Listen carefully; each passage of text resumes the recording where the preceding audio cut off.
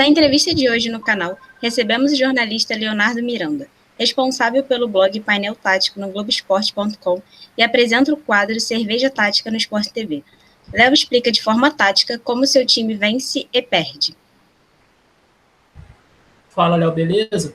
Gostaria que você falasse um pouco da sua vida profissional acadêmica e quando você chegou na área das análises.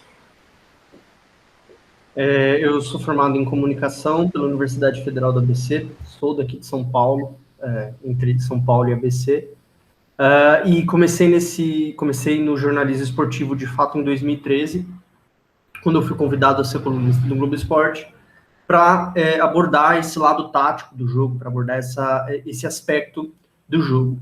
E aí o que começou com apenas um blog tomou aí proporções muito grandes, então virou um quadro de TV, virou participações, colaborações, e eu procurei bastante estudo nessa área, porque eu comecei sem estudo, comecei de forma autodidata, mas sentia a necessidade de ter uma formação, então me formei no curso de treinadores da CBF, no curso de análise de desempenho da CBF, fiz mais de 15 cursos, fiz agora a primeira parte do curso da UEFA, a licença UEFA-C em Portugal. Estou sempre buscando aprimoramento, pelo menos 2 cursos por ano, para trazer um conteúdo didático, legal, de fácil entendimento, mas também de profundidade ao leitor.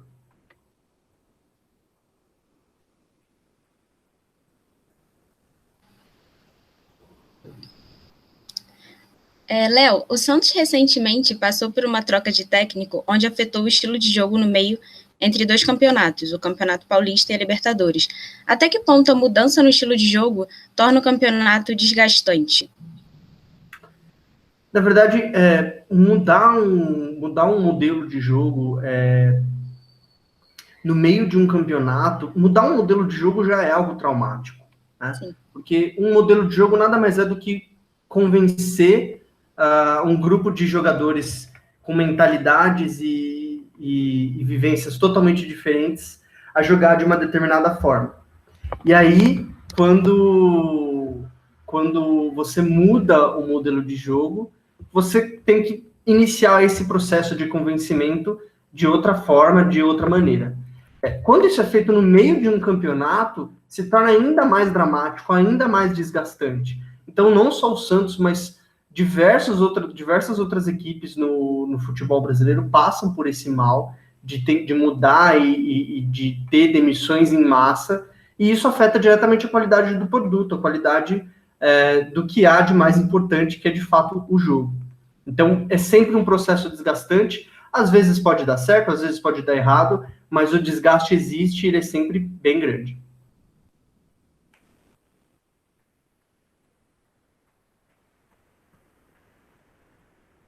Léo, seu microfone está desligado.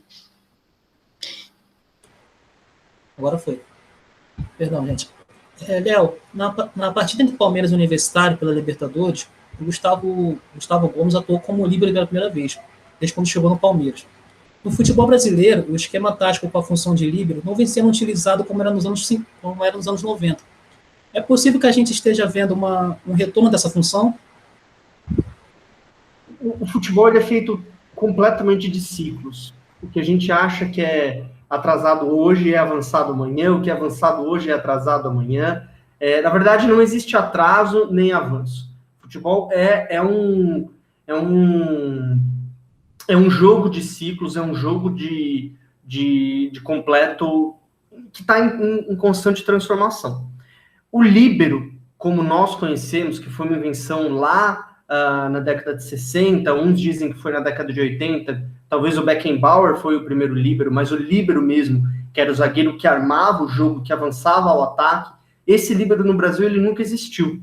Aqui o sistema de 3 zagueiros ele foi importado na década de 80, mais precisamente na seleção brasileira, mas o zagueiro ele não avançava junto com os volantes, como o Beckenbauer, como o Lothar Matthäus, por exemplo. Ele ficava atrás. O que o Gustavo Gomes fez foi uma variação do líbero, digamos assim. Por necessidade do jogo, ele teve que avançar, ele teve que criar uma superioridade numérica em um setor em que o Palmeiras não tinha jogadores. Mas o futebol ele é extremamente cíclico.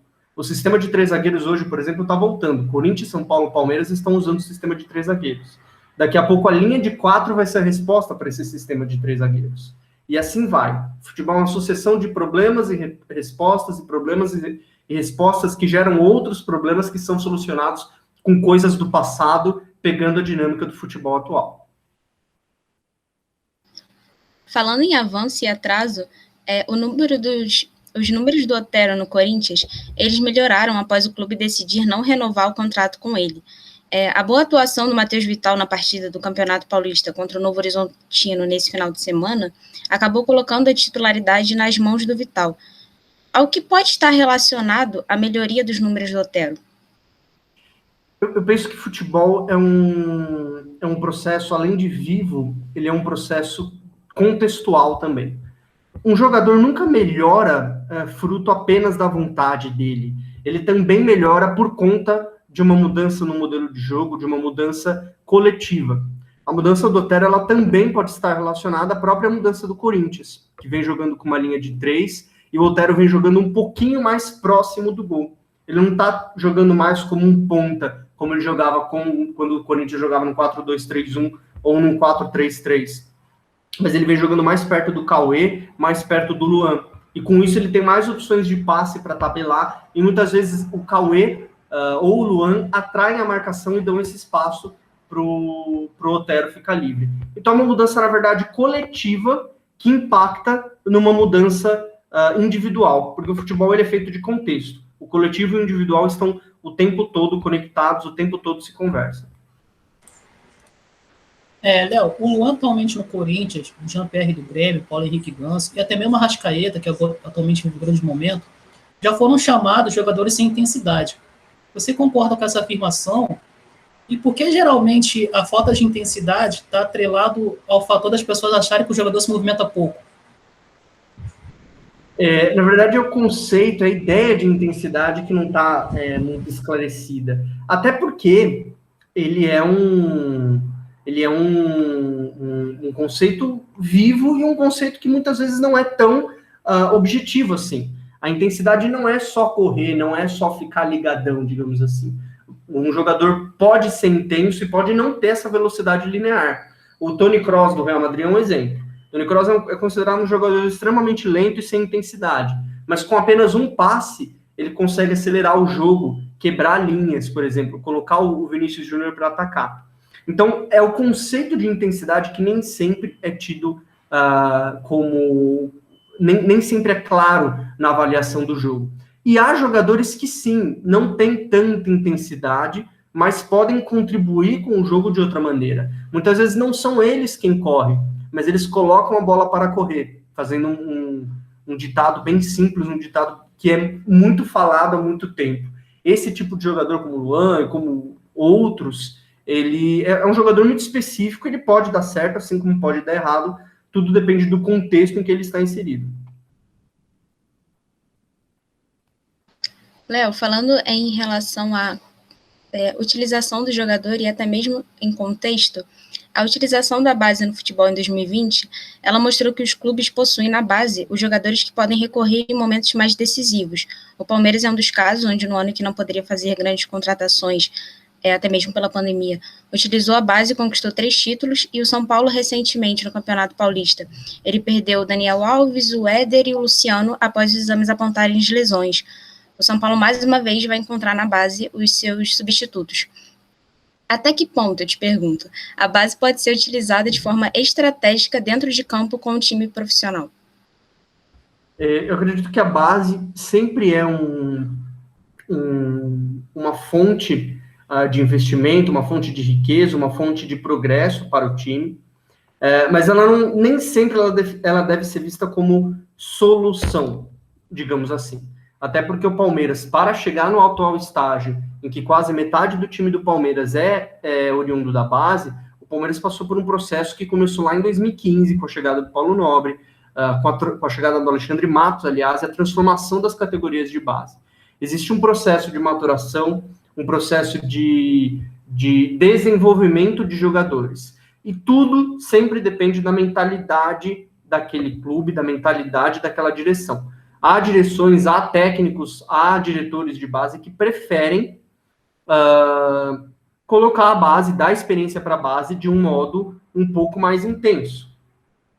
há outros treinadores que preferem uma avaliação mais crítica do jogador da base, muitas vezes por necessidade do grupo e por coisas que muitas vezes nós aqui não conseguimos, muitas vezes, saber, até porque muita coisa que acontece lá dentro do vestiário nós não sabemos, preferem jogadores mais experientes. Então é tudo uma questão de avaliação. A base sempre vai ser uma riqueza do clube, mas muitas vezes ela precisa de um tempo de maturação, ou muitas vezes ela precisa jogar. Tudo depende da avaliação daquela situação específica, e o Palmeiras teve muita felicidade de colocar tantos jogadores da base e ganhar um título de tanta importância como a Libertadores. Léo, você destacou a importância da base, e tem um fator curioso no Flamengo 2019, que foi campeão brasileiro da Libertadores sem nenhum jogador da base no time titular. Porque geralmente as equipes no Brasil costumam dar atenção à base apenas quando a situação financeira é ruim. Muitas vezes por uma questão de mentalidade. Nesse caso específico do Flamengo, é preciso entender que o Flamengo em 2019 viveu um ano de extrema pressão, de extrema expectativa, onde os investimentos feitos talvez não permitiam que toda aquela expectativa recaísse sobre um jogador da base que talvez não estivesse preparado para entregar o que o torcedor esperava. Ao mesmo tempo, em clubes que vivem crise financeira ou que vivem um corte de gastos, como o próprio Palmeiras viveu em 2020, a base pode ser uma grande arma para fazer dinheiro, até porque o jogador se desenvolve e depois ele é vendido. A grande questão os clubes precisam se organizar, porque quando eles estão organizados, eles sabem exatamente quando vender, quando colocar o jogador da base, qual jogador pode ser vendido, ou qual jogador ainda precisa dar um retorno para o clube. Um grande exemplo é o Fluminense. Sempre tem notícia de um jovem Fluminense que foi vendido para algum time da Europa. Mas esse jovem não consegue dar retorno esportivo para o Fluminense. Será que na hora de trocar um pouquinho a mentalidade, ao mesmo tempo no Santos, por exemplo, o Santos sempre tem algum grande jogador aparecendo, sempre tem um jogador dando resultado esportivo para o clube para depois ser vendido para depois interessar de fato algum clube europeu. Eu acredito que falta um pouquinho dessa organização, falta um pouquinho dessa mentalidade para os clubes brasileiros de um modo geral. Léo, pegando um pouco o gancho sobre expectativas relacionadas principalmente dentro do contexto do Flamengo, o Rogério Ceni hoje é um treinador bastante elogiado pelos treinamentos e ideias de jogo, mas, por outro lado, também sofre bastante críticas pelas alterações que faz durante as partidas. Você concorda com essas vaias em relação ao Ceni ou acha realmente desproporcionais? Tudo que cerca um pouquinho o Flamengo, que é o clube mais popular do Brasil, é um pouco desproporcional. O Flamengo acabou de ganhar o bicampeonato brasileiro, está na final do Carioca, é líder do grupo na Libertadores, vaiar um técnico com esses resultados e com o próprio desempenho em campo é algo que em qualquer lugar, é algo que na verdade racionalmente é impensável. Então com certeza é desproporcional. Ao mesmo tempo, o torcedor do Flamengo tem por característica a expectativa, sempre nutre uma expectativa muito grande, e com o time que tem, com o elenco que tem, o Flamengo faz jus a essa expectativa.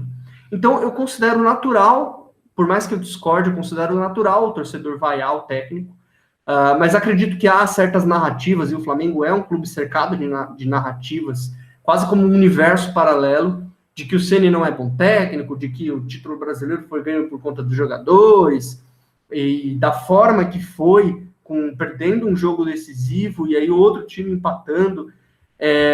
Eu acho que tem uma questão aí de narrativa, tem uma questão que é preciso entender, mas hoje o Flamengo é o grande favorito a tudo que disputa no Brasil. Então não concordo, e talvez o papel do treinador nem sempre é substituir. O papel do treinador é dar padrão àquele time, e o Flamengo tem um padrão extremamente visível. O Rogério Ceni faz um ótimo trabalho. O torcedor do Flamengo precisa apenas ajustar um pouquinho a expectativa, o que é difícil, porque é um timaço, e é o favorito a tudo que disputa. Léo, em seu blog recentemente, você fez 2 postagens falando sobre os 3 zagueiros. No caso, você citou o Palmeiras, do Abel Ferreira, e o São Paulo do Crespo. Na Europa, durante as semifinais da Champions, o Real Madrid e o Chelsea entraram com 3 defensores no primeiro jogo. Acredita que isso pode virar uma tendência? Lembrando que em 2001, 2002, o Filipão, o Bielsa na Argentina e o Tite do Grêmio atuavam assim, com 3 zagueiros. Eu acredito que já é tendência, na verdade. Chelsea e Manchester City jogaram com 3 zagueiros durante vários jogos na temporada. O Guardiola e o Tuchel estão sempre fazendo variações. O Arsenal joga com 3 zagueiros. O próprio Real surpreendeu com 3 zagueiros. RB Leipzig, o Bayern faz tempo que não joga com 3 zagueiros. Aqui no Brasil também, Corinthians, São Paulo, Santos jogando com 3 zagueiros. Já é uma tendência. A Atalanta, que é sempre muito citada. O futebol ele é muito cíclico. Né? Quando nós falamos de tendência, não significa que adotar aquilo é garantia de vitória. Significa que no mais alto nível, aquilo apresenta uma solução para um problema do jogo. Hoje os 3 zagueiros, eles solucionam um problema que é quebrar uma defesa muito fechada. A maioria das defesas jogam com 10 jogadores lá, quase que próximos da área, com 2 linhas de 4. Com os 3 zagueiros, você garante que pelo menos 7 jogadores ocupem um campo de ataque, e aí os 2 zagueiros podem avançar pelo lado. Talvez a grande novidade hoje é esse zagueiro do lado fazendo essa superioridade numérica. E vale lembrar também que o Flamengo, apesar de não jogar com 3 zagueiros, com a posse de bola também forma quase que uma estrutura em 3, porque o William Arão fica pela direita, Rodrigo Caio, Gustavo Henrique ou Bruno Viana no centro e o Felipe Luiz pela esquerda. E eles constantemente avançam. Então, é um problema, o jogo tem um problema. Como eu crio mais? Como eu coloco outro jogador no ataque? E aí, essa linha de 3, principalmente no ataque, com a posse de bola, vem sendo uma solução em vários times no Brasil e no mundo. E a gente citou o Tuchel, ele atualmente no Chelsea, o Julian Nagelsmann, que será treinador do Bayern de Munique, o Flick deve assumir a seleção da Alemanha. Os treinadores alemães, eles serão a nova tendência no futebol?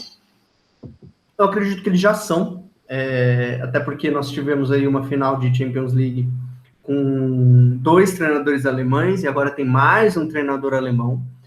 Ou a outra Champions League com outro treinador alemão, que era o Jürgen Klopp. E quando nós falamos de nacionalidade de treinador, a gente tem que tomar um certo cuidado para não falar que basta o treinador ser alemão que ele é melhor que o brasileiro. Não é isso.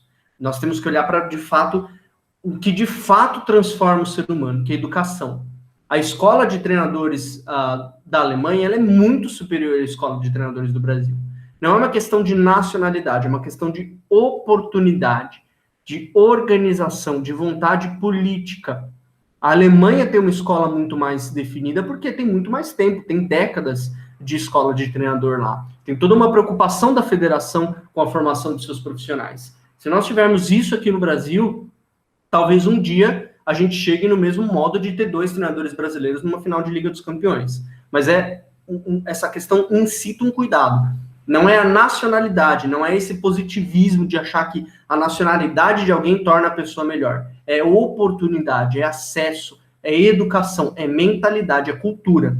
Até porque basta ver a situação da pandemia aqui no Brasil com a situação da pandemia na Alemanha. Então é uma questão também de evolução da própria sociedade. Léo, entrando um pouco na conversa sobre camisa 9, os jogadores que atuam na função, o Benzema, o Harry Kane, até mesmo o Lukaku, são atacantes atuais que também podem fazer a função de meia, né? Porque em seus jogos é muito notável o quanto eles retornam uma determinada faixa do campo para ajudar seus companheiros. O Harry Kane, por exemplo, tem 3 assistências na Premier League. Eu gostaria de saber se na evolução do futebol a exigência do camisa 9 aumentou, para não ser mais aquele jogador de área apenas. Eu acho que não só o camisa 9, absolutamente todos aumentaram, todos os jogadores aumentaram. Basta ver o que o goleiro hoje precisa fazer. O goleiro hoje é basicamente um camisa 10. Basta ver aquele passe do Ederson para o Zinchenko, por exemplo.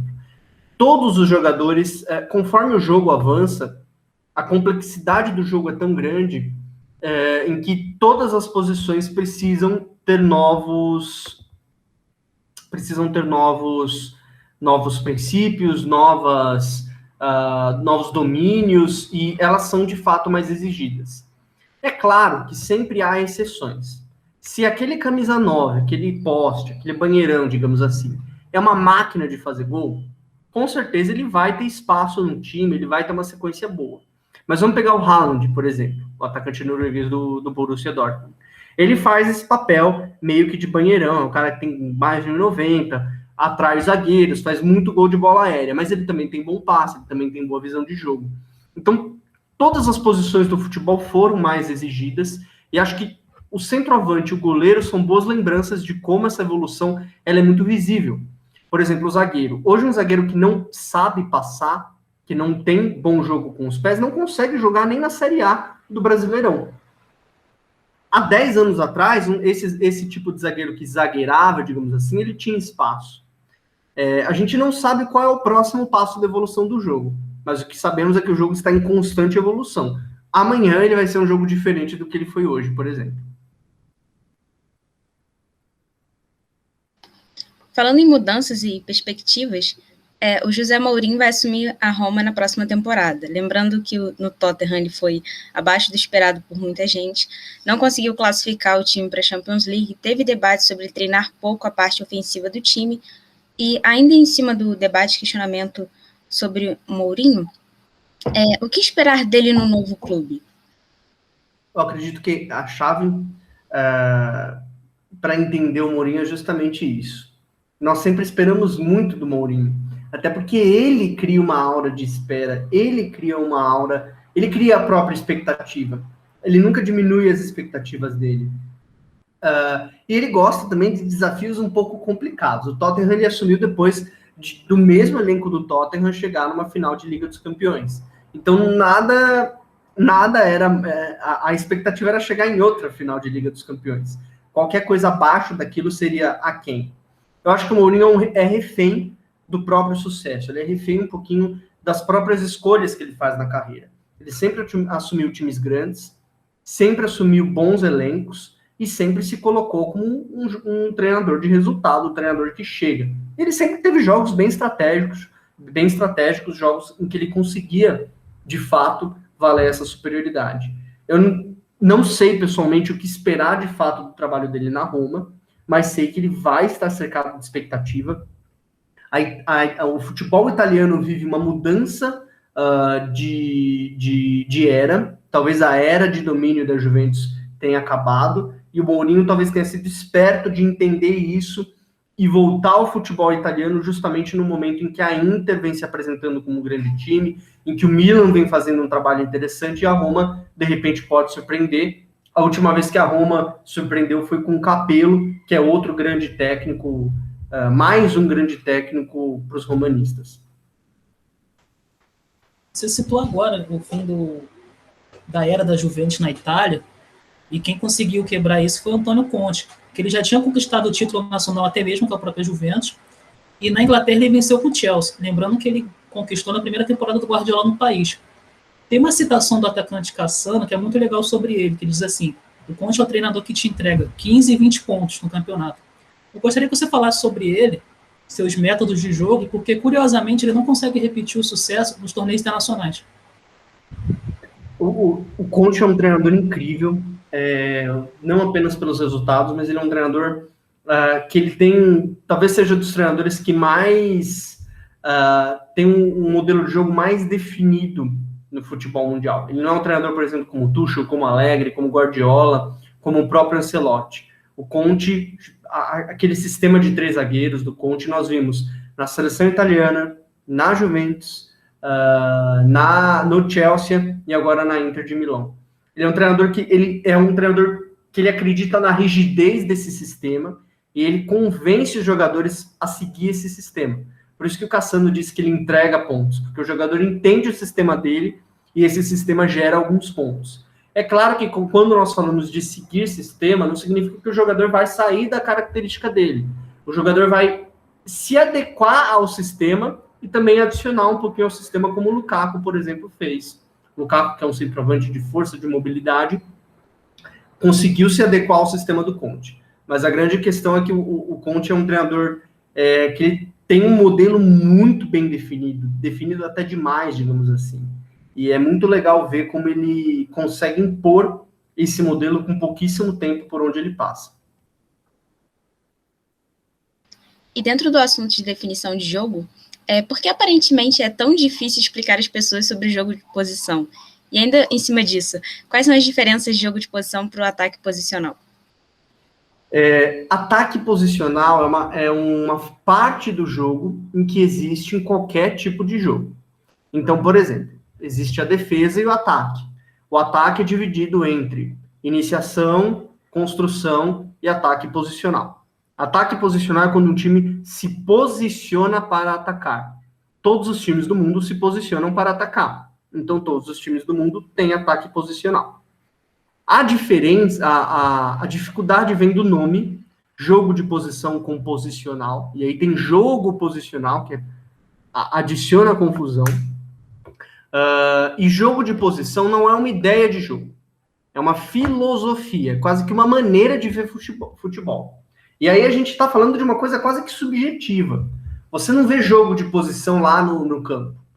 Jogo de posição é mais, você vê nas relações entre os jogadores, você vê na fala do técnico, e aí depois disso você consegue ver se é de fato jogo de posição em campo ou não. Rogério Ceni, pode parecer que ele pratica jogo de posição, porque o Flamengo tem aquele ataque posicional super bem definido, com dois jogadores abertos, o Gerson mais perto do Diego e tudo mais, mas não é jogo de posição. É só um jogo posicional dentro de uma fase do jogo que é ataque posicional. A FIFA faz uma definição muito interessante sobre os tipos de ataque. Ela define em 4 os tipos de ataque. Ataque posicional, que é quando um time troca, se não me engano, mais do que 8 passes, eu não tenho certeza desse número, e o time se posiciona para atacar. Ataque rápido, que é um time que joga da defesa até o ataque em até 4 passes, e sempre passes que buscam quebrar a linha. O contra-ataque, que você recupera a bola no seu campo de defesa e chega até o campo de ataque a partir disso, que não é transição. Para ser contra-ataque, a defesa do adversário precisa estar desorganizada. E o ataque de segunda bola, que é aquele ataque de rebote. Então você joga a bola no pivô, a bola sobra, alguém vem, chega de trás, que é muito comum do futebol inglês de antigamente. O Flamengo do Jorge Jesus fazia ataque rápido, não fazia ataque posicional. Mas em alguns momentos tinha um ataque posicional. Os 2 meias por dentro, Gabigol e Bruno Henrique por dentro, os 2 laterais abertos. Então, dentro de um mesmo modelo, você pode ter variações. A diferença é, jogo de posição é uma outra coisa, é uma outra filosofia. A gente vê muito pouco aqui no Brasil. Eu acho que mais importante do que jogo de posição, ataque posicional, jogo posicional, é entender ideia do técnico, intenção do técnico, o quanto aquele time, aquele grupo consegue assimilar essa ideia do técnico, seja posicional ou não seja posicional. Até porque a gente vê muita coisa sendo produzida, taxando de posicional, quando isso pouco importa para, de fato, para a compreensão do jogo.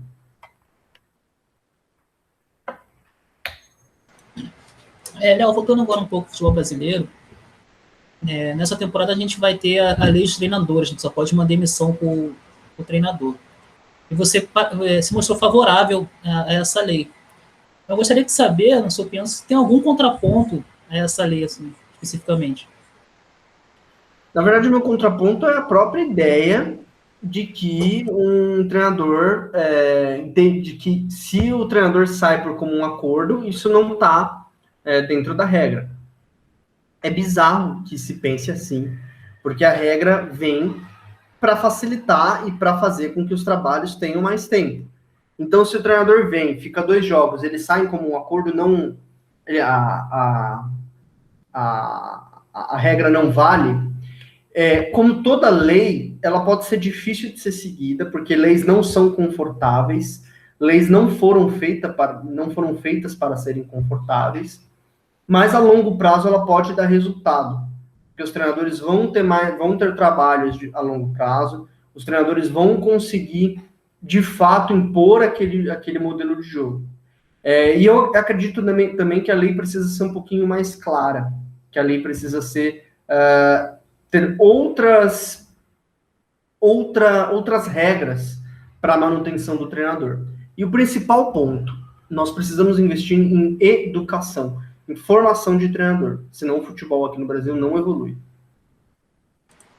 Léo, a gente sempre faz um bate e volta, e a gente não espera que você não fique em cima do muro. A primeira pergunta é, se você pudesse escolher no seu time, entre o Kimmich ou o Toni Kroos? Kimmich. E dos treinadores, o Pep Guardiola ou o Klopp? Guardiola. Para fechar dessa daqui, entre os atacantes, o Benzema ou o Lewandowski? Benzema. Não foi tão difícil, mas foi fácil. Assim, não é melhor ou pior, mas é Guardiola. Com certeza, Guardiola. Todos são bons, né? Difícil. A gente acaba sempre se inclinando para alguém, né? Sim. É difícil a gente ficar em cima do muro nisso, porque a gente acaba admirando certos trabalhos. Então, a gente acaba reconhecendo que alguns trabalhos encantam mais a gente e a escolha fica totalmente favorável. Mas a gente no meu caso, eu respondo o Mourinho em tudo. Eu sou mais o Guardiola também, mas é da mesma ideia de admiração e outras coisas. Mas, enfim, Léo, a gente agradece muito pela entrevista, muito obrigada pelo tempo. Tenho certeza que não só ensinou muita gente, agregou aqui a entrevista, como vai agregar outras pessoas também que estão acompanhando a gente agora. Tenho certeza que foi positivo. Muito obrigada aí por ter aceito. E, só para encerrar, eu queria muito suas dicas de alguns livros relacionados à área, para a gente que quer estudar o assunto. Quais livros você recomenda? Os livros do Guardiola, né? Falando de Guardiola, eu escolhi o Guardiola, então mantendo a escolha. Tanto o Pep Guardiola, A Evolução e o outro, A Pirâmide Invertida. Tem um livro também muito bom, chamado Por um Futebol Jogado por Ideias, do Israel Teodo, sim, que é incrível.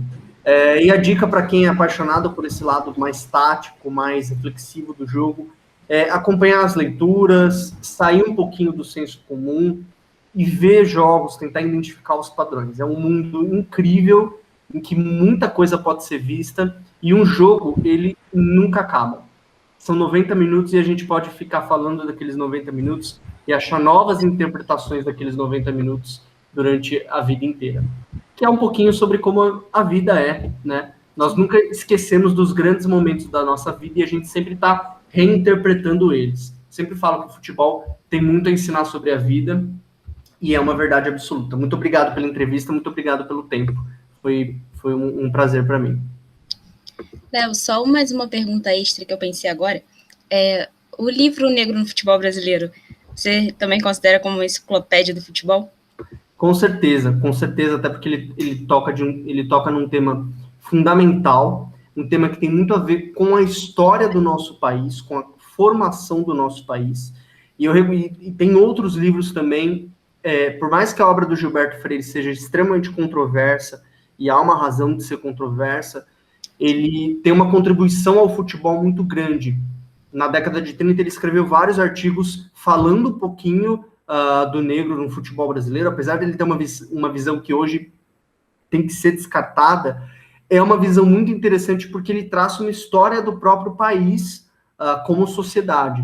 Então, eu acredito que não apenas leitura sobre futebol, mas leitura sobre sociedade no Brasil e no mundo adicionam muito ao conhecimento do futebol. Parafraseando Eduardo Galeano, quem só sabe de futebol não sabe nada sobre futebol. Então, muitas vezes, leituras sobre o Brasil, e aí cito Gilberto Freire, mas tem Caio Prado Júnior, tem Sérgio Buarque de Holanda e tantos outros, são muito importantes para entender a construção da nossa sociedade e como o futebol é basicamente um espelho da sociedade brasileira.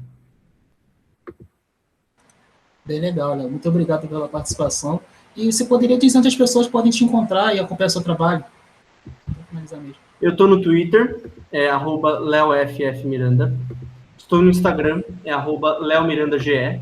E estou no Facebook, facebook.com/painel tático. O Facebook não é o meu nome, é o nome do blog. Mas todo mundo está, enfim, fique à vontade para me mandar mensagem, para seguir, para acompanhar. Espero que gostem. Tá bom, Léo. Muito obrigado. Valeu.